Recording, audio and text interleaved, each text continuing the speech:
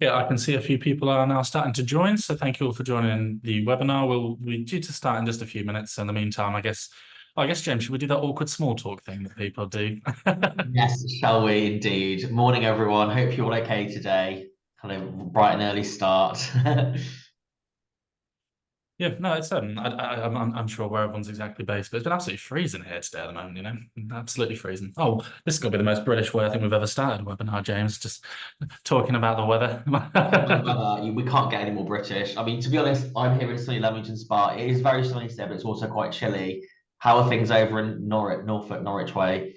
Hit and miss, it's cloudy but slash a little bit sunny. You know that weather when it looks warmer than it is outside. It's just starting to get in the summer, so it tricks you. So you come outside in a short sleeve t-shirt and then you're absolutely frozen. Yeah, we're kind of in that in between stage at the moment there. Yeah, very, very fair. If anyone else is joining us, please do let us know what the weather is like where you're from in the chat. I can see we've got a few people attending already, so feel free to let us know.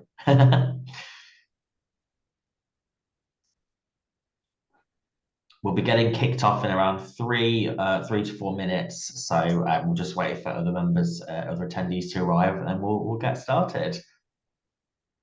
Perfect.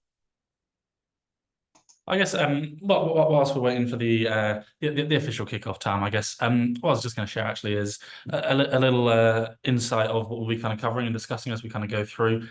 Naturally, we'll be talking about the importance of localization in SEO, along with correct kind of linguistic translations.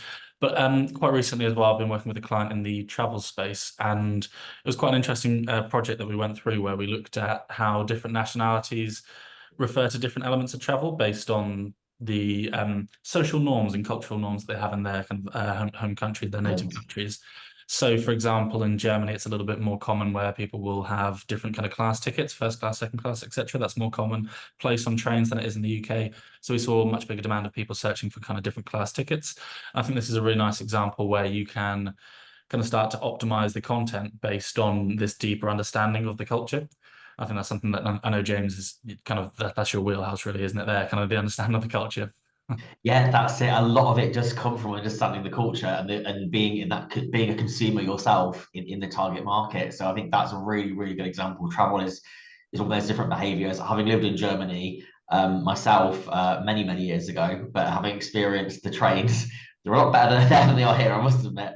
But there's the class system. Also in France as well, it's very common. Whereas here, I think most people will just go standard ticket. You might sometimes, if you're treating yourself, buy a first class, but it's not as common really. So yeah, it's all these little nuances that really come into play in all kinds of localization really, and marketing. That's it. Yeah, exactly. And I think another nice example of this as well is not necessarily looking abroad, but looking within the UK there, where you can have what we're starting to see is Google's trying to move towards a more intent and also unique and value-led proposition for the content that it wants to rank. So when we're looking at, say, for example, people that are, you might have multiple locations across the UK, you'll have different kind of different sites, brick and mortar establishments, or maybe even you're an online establishment that wants to serve and offer services within these different locations.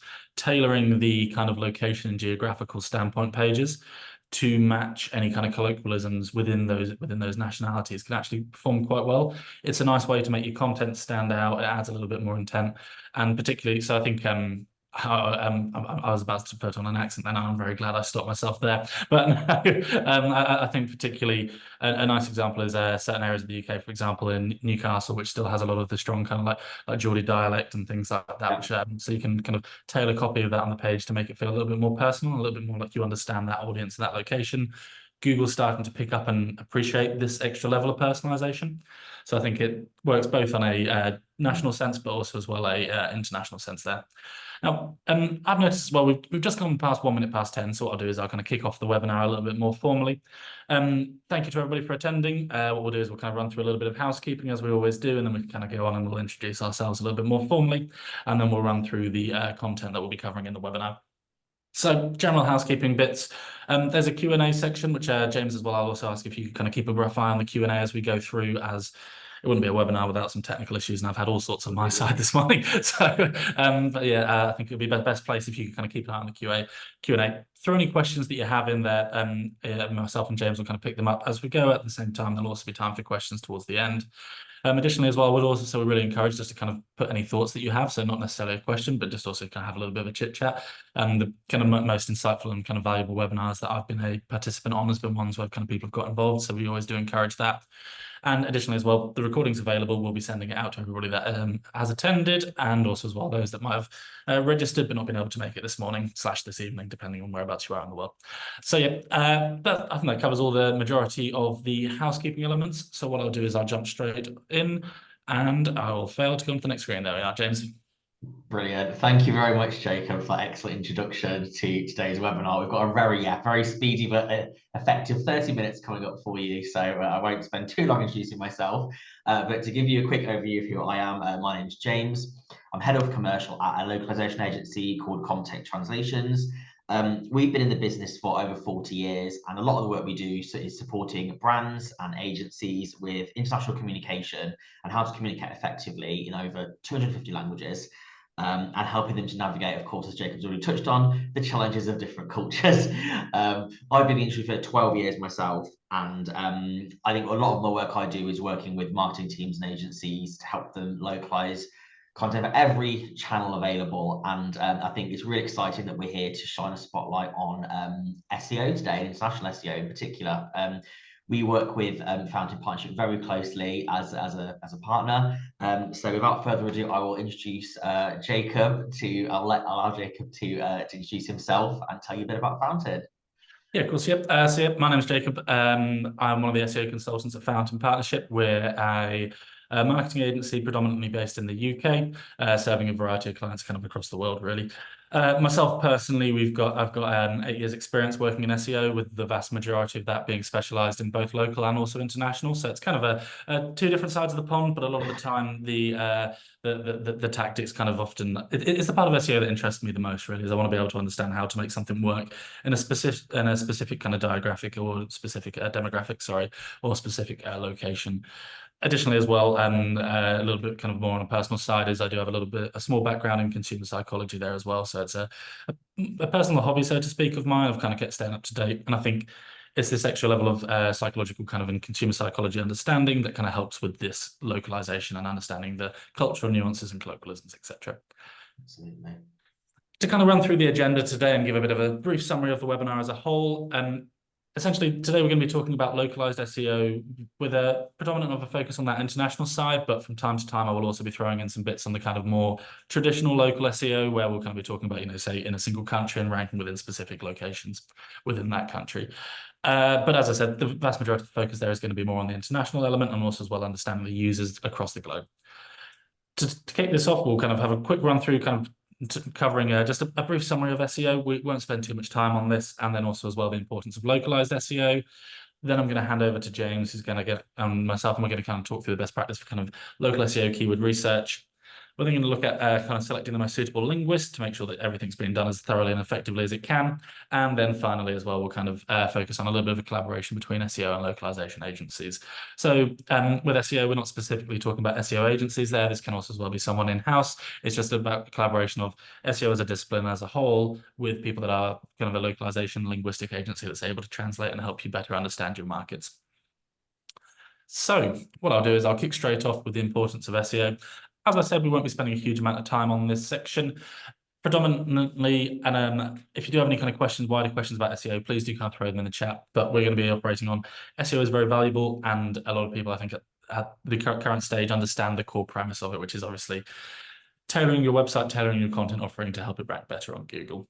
Just a kind of few quick stats there as well, is that 78% of people trust brands that have a more strong presence on Google than those that don't appear consistently. Additionally, as well, I would kind of add an addition to this, which is one thing that we are seeing in SEO is this kind of brand presence, and is really helping improve brand recall across the different clients that we work on, but also as well really helping kind of improve if you're basically apologies for over my words there. No, the age-old kind of tried and tested SEO tactics, such as kind of keywords and keyword optimization, a few bits of different technical site speed, etc., are bit by bit slowly being phased out, so to speak, with more of an intent-based ranking strategy of making sure that you truly understand your audience, and also as well your audience understand the value that you're providing them. And this is something that we're going to come on to in a little bit more depth in a little bit. And again, this is all kind of ties into that wider brand offering. And additionally as well, if you're ranking at the top, you're more trustworthy than someone that, say, for example, might have seen that you have on social or heard your name in passing, and then they go to search for you and they can't quite remember the brand name, so they kind of search generally for your service. If you don't appear, then you lose that trust. Also as well, 60% of marketers say that traffic drives their highest quality source of leads, and also as well traffic when it comes from SEO there. Again, nothing, the stat kind of speaks for itself. I'm sure I'm not saying anything kind of particularly new to anybody that's kind of listening in on the webinar at the moment.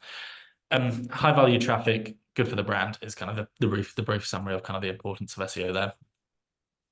One thing I also wanted to pay attention to is the highlighted part of this extract from a study, which is where it kind of ties into what I was saying earlier, that users' decisions are typically strongly biased towards links in a higher position. Additionally, as well, I kind of advise you kind of go and read into the study in a little bit more depth. We kind of got a brief bit about it in the bottom right there.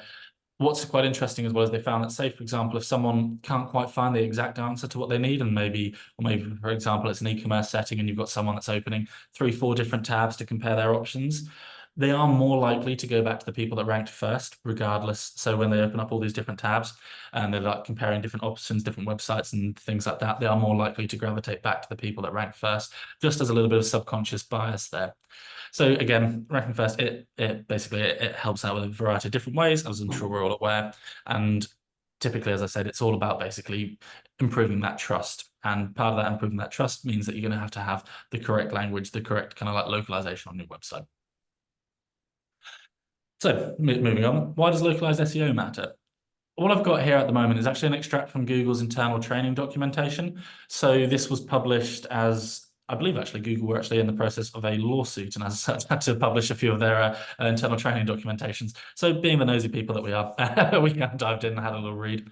But the main extract is one thing that really stood out to me in this documentation was we don't actually read the page that much, but we do spend a lot of time reading on how users engage with the page.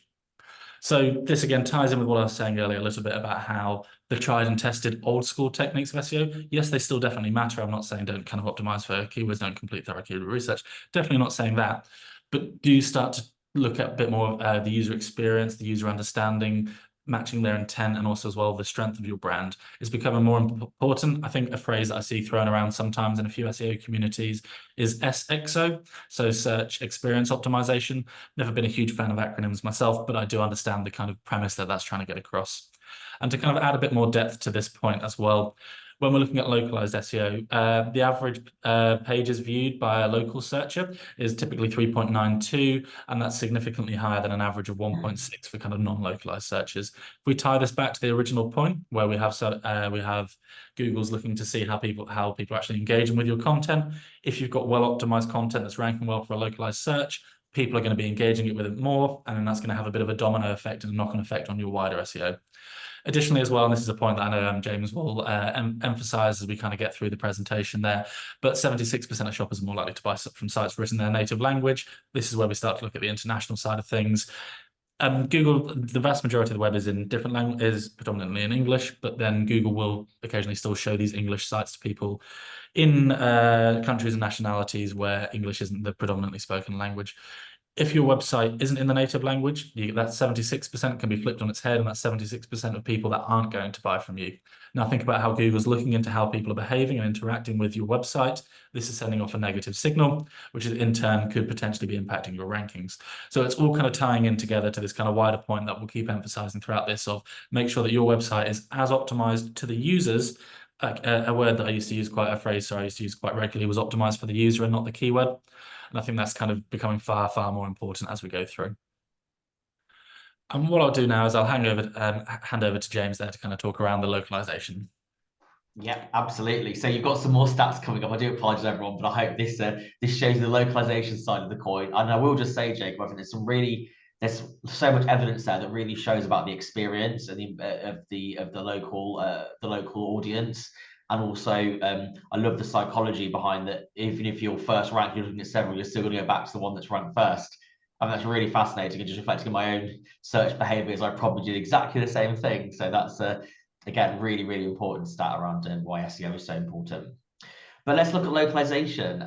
So on the screen, I'm sharing with you here a little graphic that shows you the linguistic makeup of the internet.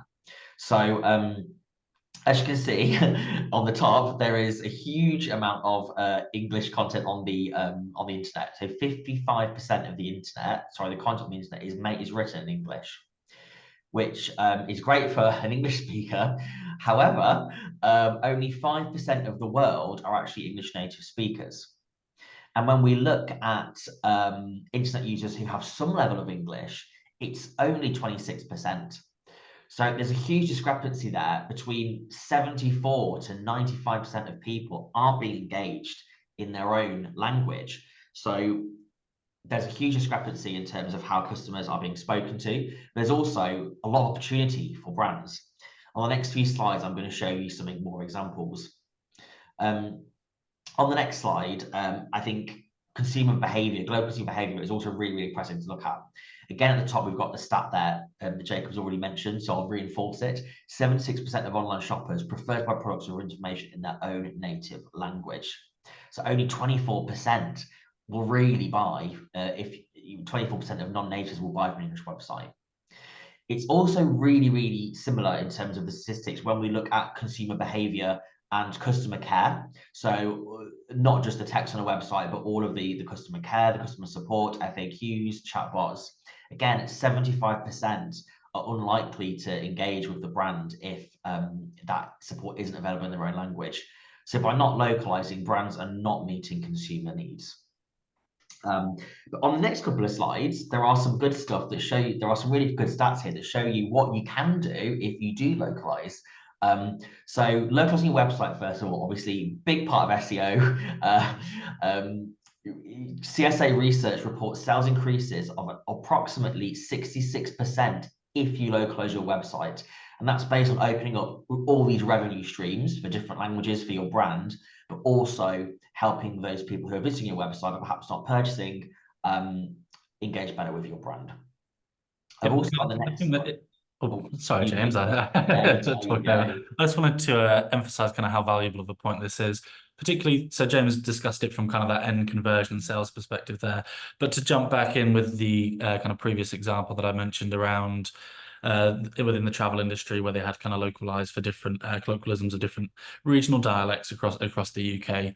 That website that we were looking at was kind of a relatively young website in the state of the industry, and it's kind of exploded in organic rankings for these different localized areas. On a global sense, it's still not competing there, but they've understood actually we don't need to compete on this global sense, because when we're competing on the local sense where our customers are speaking to them directly, we're getting this increase in sales and conversion rate. So we don't need to invest endless resources to try and compete in the apps in the top of the top, so to speak. What we can do is we can talk to our users in the locations that they are, how they talk, and then that's going to lead to that high conversion rate, and it's also helped our SEO performance.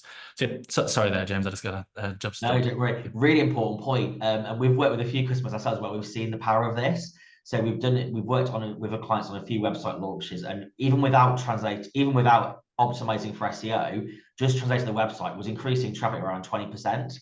So imagine what you can then do with investing in optimizing your SEO as well. So really, really strong stuff. I've also got the next slide, a PPC example. I thought this was quite a nice visual one. So for paid media example, when localizing this ad on Facebook, this brand found that compared to the English version, there was a whopping 87% increase in the click-through rate for men and a 22% increase in the click-through rate for women. So obviously that is huge traffic there just by localizing. On the next slide, I'd like to leave you one really good stat as well. So within the translation industry, I'm part of the Association of Translation Companies. And over the last few years, we've been doing a study in participation with Aston University Business School, looking at the power of localization, investing in language services, and how this benefits your business. And having surveyed, I think, about 300 businesses based in the UK, we found that those that embrace language capabilities, whether that's internal training, investing in localization and translation, they're 30% more successful in exporting than those that don't.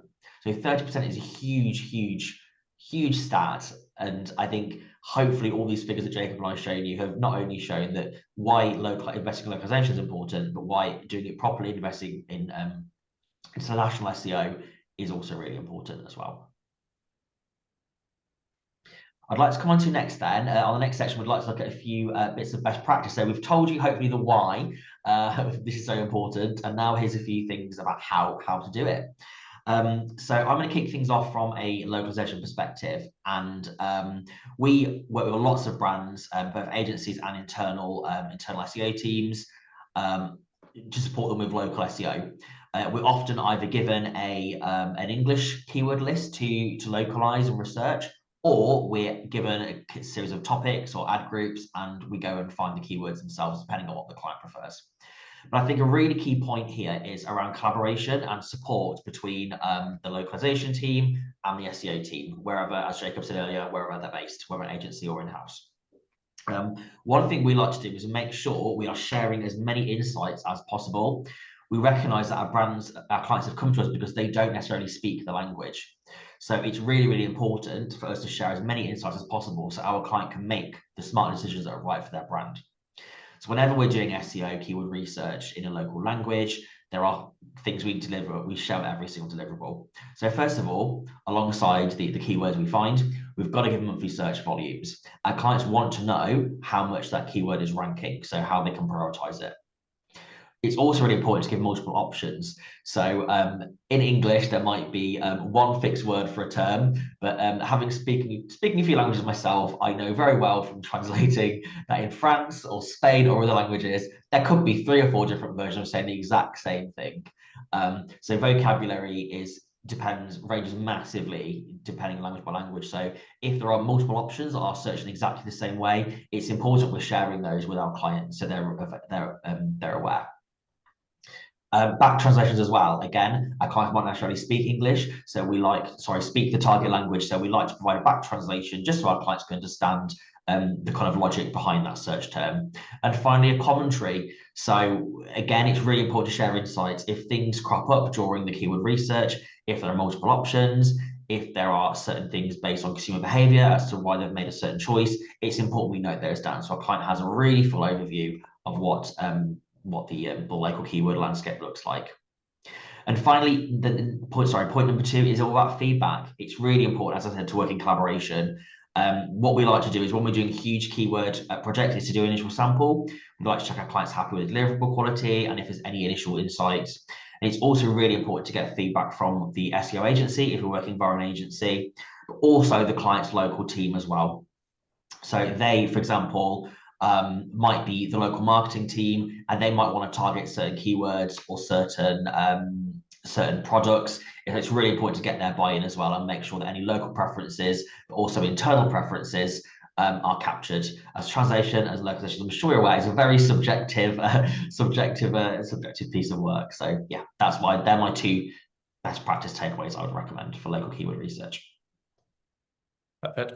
And to look at this from a bit more of a SEO perspective there as well, with a slightly uglier slide, I think, actually, looking at the 2 in comparison. I think this slide, it goes to show them, I just spend my time looking at the numbers, really, and their visuals often get left. But no, what we'd say from a local perspective, particularly when you are completing keyword research, is you want to review this every 6 months.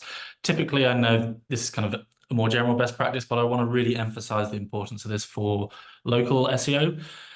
And particularly as well, to kind of use an analogy and a kind of a real life example, what we've found recently is, particularly in the UK, where there's been over the last kind of 2 years or so, a much larger increase in the news and media of talking about cost of living crisis, etc., and finances are becoming a little bit more of a sensitive buying point for people. We've seen a much larger increase in local searches that are more long tail. So the long tail keywords will be the longer terms, where it'll have 5, 6 different words within the search term as a whole. And what we're seeing is actually an increase in the trends and searches for people that are looking for these more price sensitive options. So cheaper, best version, or a nice alternative is the word alternative. That started to come up a lot more as people will be searching for alternative to X, alternative to Y, etc., etc. And particularly as well when you combine this, because these are people that know that they need to buy, They're just looking for potentially a version that's going to fit them a little bit better at the moment. And if you then combine that with a strong local presence and a strong localized presence, then what you're doing is you're saying, look, we know that you need to buy this. You've got a really high transactional intent. These are the searches that are going to convert. We're seeing this as an upwards trend, so they're a little bit less difficult. Let's start targeting this now, and let's make sure that our offering is well localized to the users that are buying it, because then the conversion rate is going to be even higher. So yeah, reviewing it every 6 months really helps you kind of ensure that you're tracking these trends in search, but also as well, you can kind of keep an ear on the ground for kind of breakout terms. So breakout terms will be anything that traditionally might have been referred to as a zero search volume keyword, and then all of a sudden there's kind of like burst out, actually there's been a big spike in it. Maybe there was a few news articles around it or something like that. Or another nice example is how the kind of society can change with how it refers to different items and how it refers to different things. So you might find that actually all of a sudden there's specific products that are kind of becoming a little bit more of a household name with a slang term, so to speak. If you can basically keep reviewing this keyword research, you can stay up to date and you'll be able to kind of jump on these opportunities when they come. And additionally as well, I want to add another kind of benefit that working on with this kind of like local first approach really gives you, which is one, as I kind of mentioned, it helps you kind of rank for these more niche terms, which is a little bit of what I kind of discussed earlier with the kind of different changes in trends and breakout terms. But also as well, it gives you opportunities to showcase your USPs in a way that your competitors probably aren't doing. So when you work with a kind of localization agency and you really understand the market that you're targeting, you can turn around and you can showcase your USPs in a way that matters to the person that's reading it. For example, I mean, it's very much a layman's example, but it's an example that I've always enjoyed. When I was at university many years ago now, it feels like I was at the pub and the barman was kind of trying to shamelessly upsell some crisps to one of the more regular people in the pub. And the bloke kind of very simply said, yeah, well, it sounds all fancy, but why would I buy it? That doesn't sound very nice. And yeah, but then I watched him then also as well order a just more run. I think it was McCoy's steak and ale crisps. The fancy crisps that were trying to be upsold were also steak and ale. So if the person selling it had just come in with this, it's just a better version of steak and ale, then he could have probably upsold that pack of crisps. But yeah, again, so I've gone down a bit of a rabbit hole tangent there with something that I hadn't prepared I was going to say either. Just a tidbit of life. But no, it's a nice example, I think, showcases one, the importance of understanding exactly who you're selling to, nothing new there, but also as well the importance of kind of doing it on this kind of like localized perspective when we start to take into account how you can demonstrate your USPs. You can use different elements of the language, different colloquialisms, and also different cultural nuances. It also as well opens you up. You'll be able to use the keyword research to understand, one, just the pain points the audience have, but also as well what their perceptions are if you dive into it a little bit deeper. So a nice example is, say, for imagine me and James were working with a client that's kind of got brick and mortar establishments across the country, say a restaurant chain or someone that's kind of in the kind of like pub or entertainment industry. So we're working with them and we're trying to understand exactly how is it that different people are searching across different parts of the UK. And within Scotland, we'll be able to understand that actually there's people that have clearly got this perception where they're looking for these kind of establishments that have more kind of indoor space, or maybe, for example, if it's in the Scottish Highlands, you're going to have people that are searching that are looking for the outdoor views because you'll have tourists that are going there. So we can work with James on that. We can understand exactly how they're searching, and then we can start to show off your USPs for these brick and mortar establishments based on the perceptions that people have of what they want to receive. Then as well, James, as I'm sure you'll say, we can kind of apply that across the globe as well, where we'll have the differences of it in Spain versus France, etc. Absolutely. Perfect. And I'll hand back over to yourself, James, to kind of talk through the linguists and the importance. Yep, fab. I'll also just say as well, your last point we've got, making sure the copy is really reflective of the experience. That's so important in translation. I think in any website setting or any marketing purchasing setting, you've got to speak to humans. So you need to make sure the copy is rich, the copy is accessible, the copy is engaging for the audience as well. So I really like that you referenced that point as well. And finally, our last bit of best practice, bringing it back to localization, is around selecting the right linguists and the right people to do this work. So when we are researching, when we are doing local SEO keyword research, it's vital to get the right team in place. And this is one thing I think we pride ourselves on at Comtech, is finding the right linguist for each project.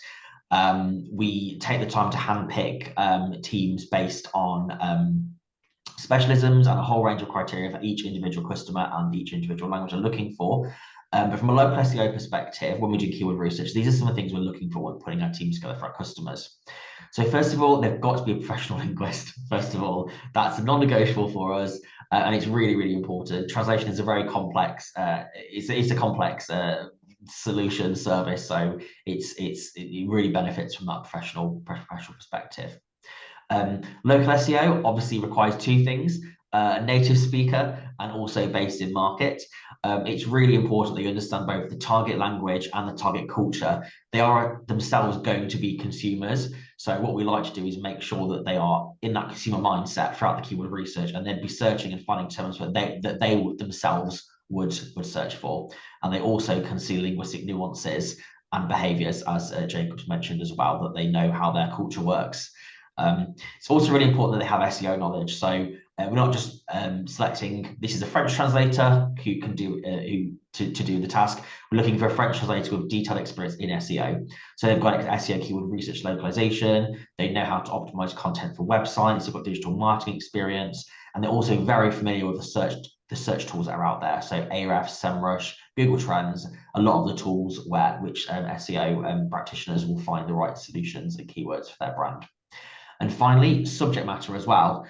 We've also got to take into account the brand itself and what they are trying to do. So the linguist needs to know if it's a fashion brand, we need to make sure we have a linguist who not just knows SEO but is a native, but they need to know the fashion industry and what types of things people are searching for in the industry as well.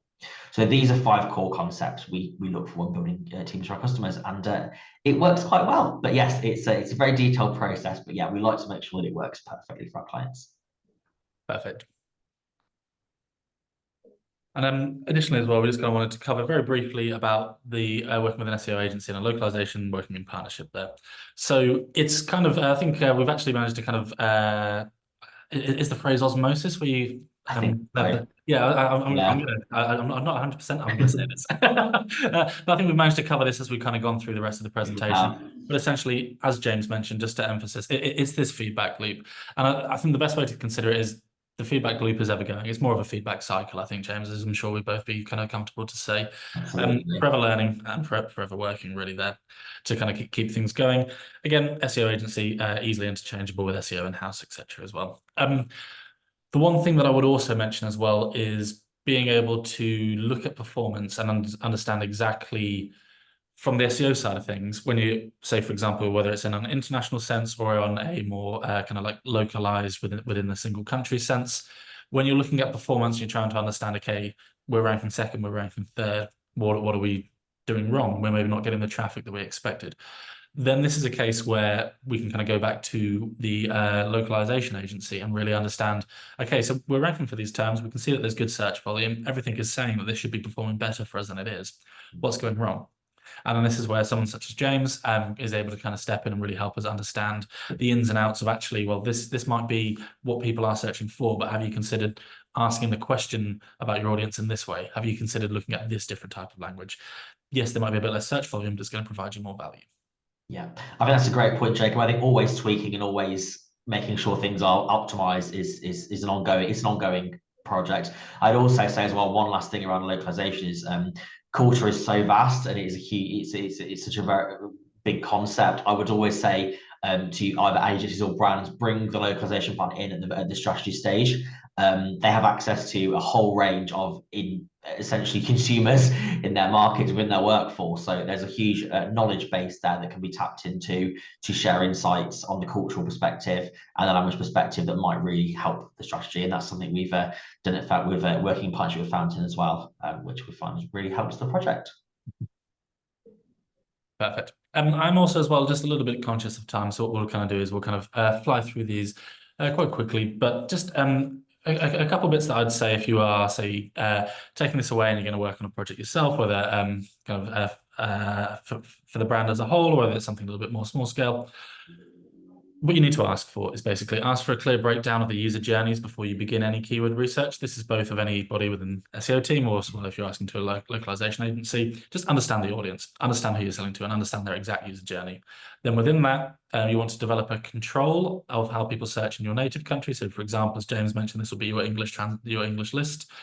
And then you want to kind of have this further investigation of how this differs across the globe.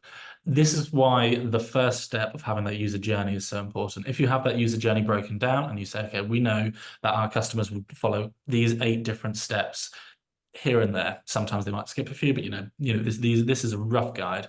Then it means that when you have this control and you look at the further investigation of how these keywords differ based on markets, language, etc., then you can understand, oh, actually, wait, at this step, is there a potential chance that they might not be searching for the product as plainly? And actually, for example, they might be looking more for the benefits of the product, so they might be looking more to solve that problem. So they've actually kind of almost reverted back in a way to the start of the journey because there's been a bit of decision-making process, etc. Having this all broken down really helps keep that understood. What you want to stay away from is these, what we're going to call one-way translations. So this will be, I'm sure we all know the examples of where you put something into Google Translate and it means something different. Don't do it. It's yeah, I think my favorite example of saying this was someone that I guess it's a sign of the times. They hadn't used Google Translate, but they'd used they'd used ChatGPT to kind of do the translations, which sometimes it was okay, other times it was kind of having completely catastrophic results. So definitely don't use these one-way translations just like for like. What you need to do is understand the meaning of the sentence, meaning of the phrase, and then understand actually how does that reflect within that different market. And also as well, probably goes without saying here, but it's this biased keyword research that clearly favors a single audience or location. There might be less. I think a nice example actually is to go again back to the travel example that I've been referring back to quite consistently, is that when we were looking in the German market as well, we did notice search volumes are actually quite dramatically lower, probably 20–30%. But then what we noticed is in the German market, the size of English searches within Germany, searches within English for the similar things were actually much higher. So there's a little bit of a small correlation there between the fact that in the German market, English is much more common spoken than, say, for example, in Italy or Spain. And so there's a few people that are still searching with that, particularly with the travel, because they expect to be seeing English websites, not realizing that the websites could also be translated for them there. So yeah, just a small comment there on when, even if it looks like search volumes are a little bit less, look deeper is the end point there. And just a fun little bit to end on, and I'm sure James might have a few bits to add, but it's just understand the culture, not just the words. That's kind of, I think, summarized everything that we've kind of been saying as we've gone through, really. Yeah, I think that sums it up beautifully. Language is much more that is much more. The culture is so deep, and its translation is much more, and is much more than just the words. So yeah, I think that's a lovely way to end. Does anyone from the audience have any questions for us at all? I know we're running a couple of minutes over, but if anyone would like to kind of raise a hand or has a Q&A, please pop that in the Q&A chat and we'll answer that for you. Yeah, of course. And additionally as well, I'd also add that if you within the emails, you'll have the kind of email address that this will be sent out to, and we'll send off the recording after this. So feel free to respond with any questions to that as well, should you have any. Cool. Oh, we have a question in the chat. So, so as a I'm going to read that out to everyone. Thank you, Lucy, for your comment. So, as a translator, unless the project is more specifically SEO focused, which you're right, I received the material which will be used on a website, but the client is often more focused on terminology, providing glossaries, or rather than TM rather than SEO. That means that the terms translated in a certain way may not be the words web searchers would use. How can this be improved, and should the client be educated first? Yeah, that's a really good question, Lucy. It's actually something we've actually spoken with certain brands. We do have a couple of clients where we have 2 glossaries. We have an SEO glossary for the website work and a glossary of approved translation terms for their non-website work. So for their brochures, marketing materials, blogs, that sort of thing. So there is a difference there. So what we often do is we tend to work with the client to put that in place, because obviously there are sometimes differences in terminology across search and that. So that's a really good question, and I think something that more brands do need to think about. So yeah, I absolutely love that question. I think it's education as well. Perfect. I think Oh, sorry, James, is there a few more questions that have just come We up? have two more questions. If I'll read those out. Lucy, thank you, Lucy, for your kind comment. So, question from Joanna from Comtech, one of my colleagues. Are there any particular geographic markets that tend to benefit from localized SEO more than others? Do you have an answer for that one, Jacob, perhaps? Sorry there, James. Could you repeat that question? Any particular markets, was it? Absolutely. Are there any particular geographic markets that tend to benefit from localized SEO more than others? Yeah, so when we're talking about geographic markets there, I'd say as a whole, maybe if we were looking kind of 5, 10 years ago, there might have been a bit more of a clear answer to this. But I wouldn't say don't look at it, think of it from a geographic standpoint. Think of it instead from the industry or the users. I think that would be how I'd look at this question. Instead, I'd say that geographically, you're gonna basically be providing value regardless of the sample size, really, because that's where you need to sell. That's where your customers are. So naturally, of course, there's going to be larger areas with a larger customer base, but at the same time, the smaller areas are still equally as valuable because they still want to buy.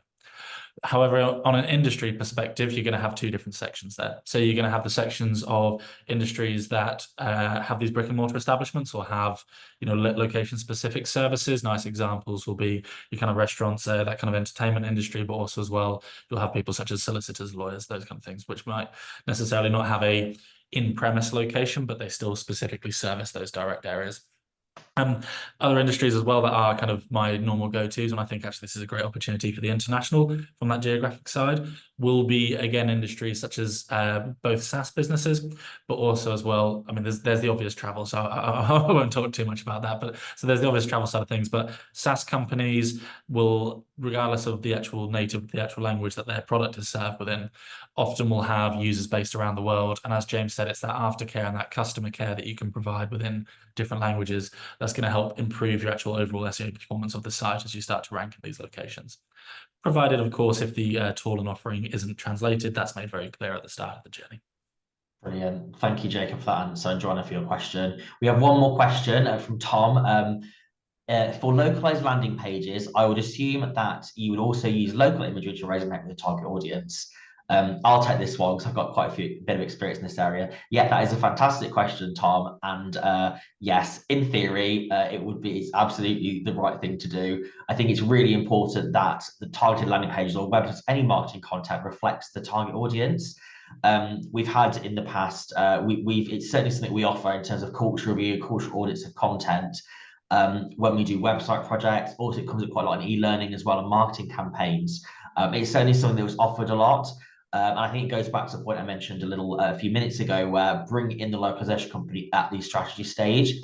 I think we have access as a business, as an industry, to a whole range of experts that live all over the world. And I think it's really important to tap into that. When we have done this for customers, it's been really, really quite powerful. My colleague Joanna is actually on the webinar today, and she's actually worked with me on this for a very well-known retail brand. And we actually analysed their website from a cultural perspective, a local perspective across different languages. And one of the big things we found was the imagery wasn't actually reflective of the target audience. So I think that's a really good example. It's not just about the text in a website or a marketing piece. It's around the whole thing.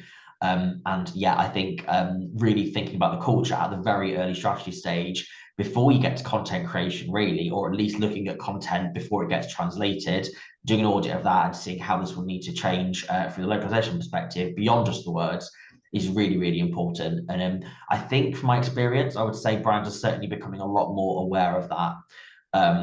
So I think it's been nice to see that grow over the last few years, because it possibly wasn't the case when I first started my career.